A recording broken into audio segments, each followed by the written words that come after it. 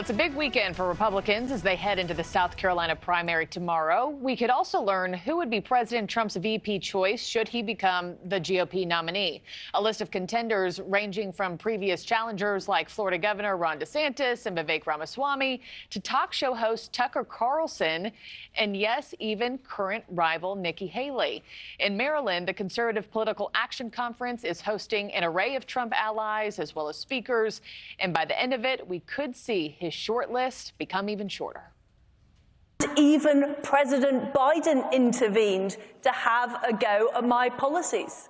Now, can you imagine being attacked on your economic policies by the inventor of Bidenomics? Talk about offensive. Britain's former Prime Minister Liz Truss there calling out President Biden during her address at CPAC titled The CPAC Revolution, Taking Back Our Parties at the conference on Thursday. Prime Minister Truss is joining me now for more on those CPAC remarks. She also has a new book coming out in April. Here's the cover here. It's called 10 Years to Save the West, Leading the Revolution Against Globalism, Socialism, and the Liberal Establishment. Prime Minister, thank you for taking the time to join me. Appreciate it. Great to be here. Fantastic. Well, in your remarks, I wanted to start, with what you said at that lectern this week. You claimed President Biden is, quote, asleep at the wheel, stating the United States needs a Republican back in the White House. Why do you think that's necessary for America? Well, look at what's going on. We've got protests in favor of terrorism on our streets. People are openly proclaiming anti-Semitism. Aggressors have become more belligerent. The appalling attacks on Israel, we've seen the appalling war in Ukraine, and China is threatening to take Taiwan. And I believe we need strength, not weakness in the White House. And that means having Republicans in office who are actually going to defend our values.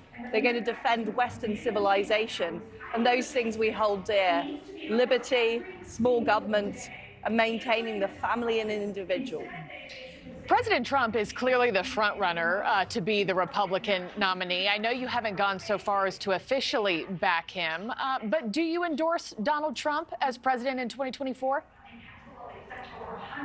Well, what I'm absolutely clear about is that America would be safer, Britain would be safer, and the free world would be safer if we had President Trump back in the White House and not President Biden anymore.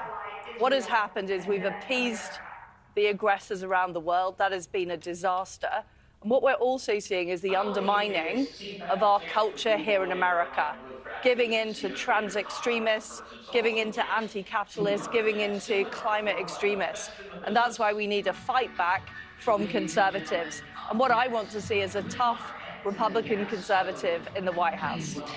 President Biden said just this week that several foreign leaders have told him he has to win in November, claiming that the 9 heads of state say that, quote, democracy is at stake if Trump were to win again. What's your take on that? Well, my take is the West is at stake if we allow Democrats to continue in the White House. That's why my book, 10 Years to Save the West, is all about the conservative fight back, because the left has been in charge of America, of the world, for many years, and it's been a failure. And we can see that every day. We can see that in what's happening on the economy. We can see it in what's happening in our schools and on our campuses. And we can see what's happening in the world. Do we really think that Ukraine would have been invaded if we had a different president in the White House? Well, we'll certainly be watching what comes of this weekend. I know it's been a big week for you. Thank you for joining us, former British Prime Minister Liz Truss. I know it's loud in that room setting up for today. Thanks for watching, everybody. Go to joinnn.com to find NewsNation on your television provider. Also, don't forget to click that red subscribe button below to get more of NewsNation's fact-driven, unbiased coverage.